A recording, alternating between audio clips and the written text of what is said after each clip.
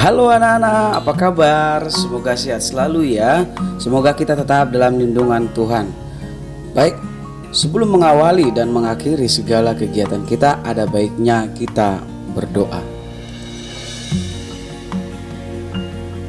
Doa selesai. Anak-anak, kamu pernah nggak? Atau pernahkah kamu menonton film atau movie Harry Potter? Abrakadabra, jadilah. Atau film Transformer, I'm a robot. Cerita fabel, cerita rakyat,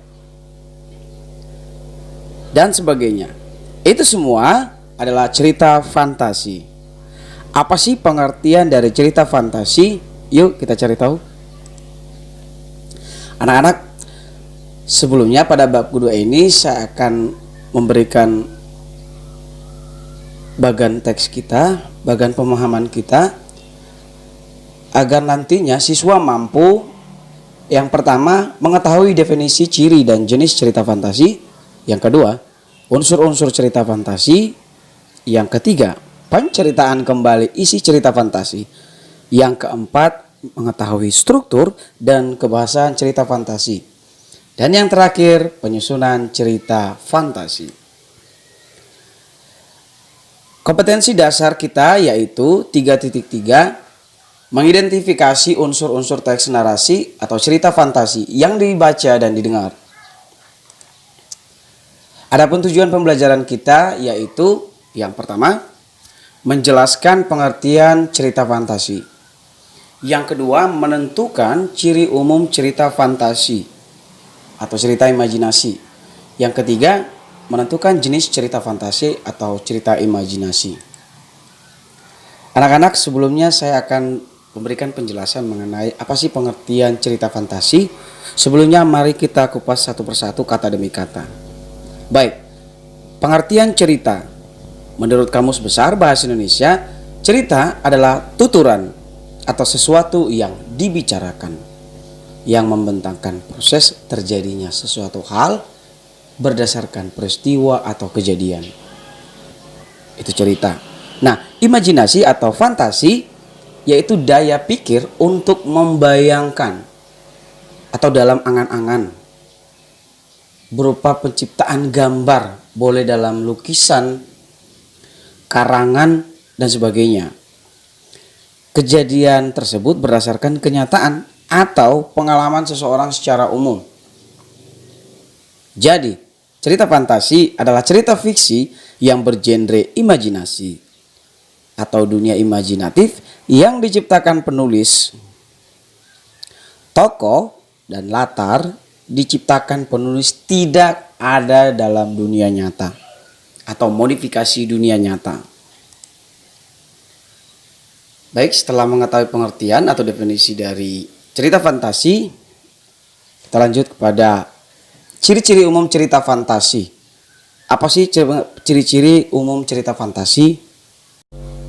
Baik, ciri-ciri teks cerita fantasi. Yang pertama, mengandung keajaiban, keanehan, kemisteriusan. Maksudnya adalah mengungkapkan hal-hal supranatural, kegaiban, dan kemisteriusan yang tidak ditemui dalam dunia nyata. Yang kedua, memiliki ide cerita. Biasanya bersifat sederhana, namun menitipkan pesan dan kesan yang sangat menarik. Yang ketiga, menggunakan latar lintas ruang dan waktu. Misalnya, pada buku pegangan kita, buku bahasa Indonesia, kamu boleh lihat tokoh Nono bisa mengalami beberapa latar atau beberapa latar ruang dan waktu. Contohnya, dia bisa tiba-tiba liburan di Luingi, latar zaman Belanda, dan sebagainya. Jalinan peristiwa dapat berpindah-pindah dari berbagai latar yang melintasi ruang dan waktu. Sekali lagi, melintasi ruang dan waktu. Yang keempat, unik dan memiliki kesaktian. Nah, Untuk bagian ini, tokoh unik dan memiliki kesaktian itu mengalami peristiwa misterius yang tidak terjadi dalam kehidupan nyata. Contohnya mungkin tokoh Spider-Man mungkin bisa menggunakan jaring laba-labanya untuk terbang, Batman, Superman, dan sebagainya. Mereka memiliki kekuatan dan kelebihan yang unik toh. Baik, yang kelima, bersifat fiksi. Fiksi, ingat artinya fiksi itu tidak nyata. Oke. Cerita fantasi bisa diilhami oleh pengarang dengan latar yang nyata, namun boleh diberikan nuansa fantasi atau angan-angan. Kira-kira begitu, bersifat fiksi. Yang terakhir, bahasa percakapan sehari-hari. Itu menggunakan bahasa informal, tidak baku. Penggunaan sinonim dengan emosi yang kuat atau biasanya menggunakan ragam percakapan atau bukan bahasa formal lah. Ingat ya, nanti kamu akan temukan dalam cerita teks fantasi itu ada menggunakan bahasa yang tidak baku, non formal, dan sebagainya. Setelah mengetahui ciri-ciri umum teks cerita fantasi, kita masuk kepada jenis cerita fantasi. Jenis-jenis cerita fantasi. Jenis cerita fantasi terbagi dua. Yang pertama berdasarkan latar cerita, yang kedua berdasarkan kenyataan hidup sehari-hari. Berdasarkan latar cerita, kita telah bahas terlebih dahulu. Yang pertama, latar waktu sejaman.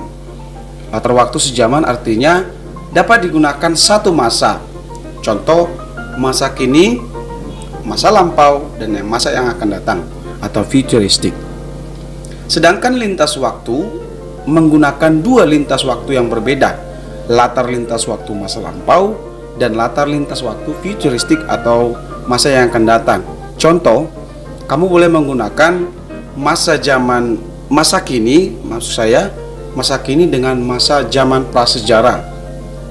Itulah yang disebut latar lintas waktu masa lampau.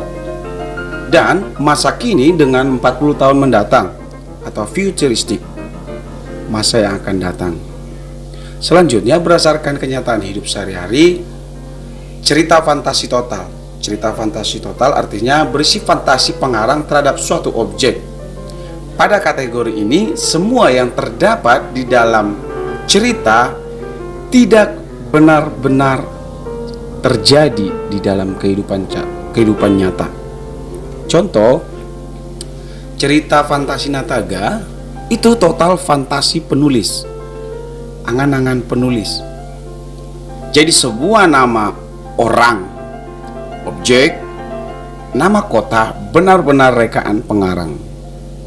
Sedangkan cerita fantasi irisan atau bagian, cerita fantasi yang masih menggunakan nama-nama dalam kehidupan nyata. Sekali lagi, nama-nama, nama tempat, nama peristiwa dalam kehidupan nyata itu masih ada. Contohnya ketika kamu pernah menonton film kartun Shaun the Sheep. Nah, itu mengenai domba-domba dengan gembalanya kan. Kehidupan mereka menceritakan tentang kehidupan mereka sehari-hari. Itulah film Shaun the Sheep. Nah, baik anak-anak, saya mau berikan kalian tugas. Kalian boleh lihat buku halaman 49.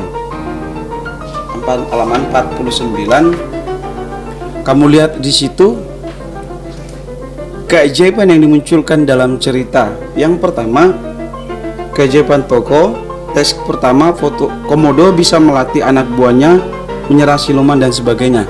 Teks 2, Serci si putih Belanda yang dapat mengubah dirinya menjadi burung kenari.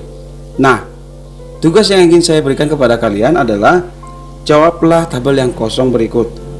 Peristiwa aneh atau ajaib pada teks pertama boleh diisi. Pada teks kedua boleh diisi di halaman 49, saya ulangi. Oke?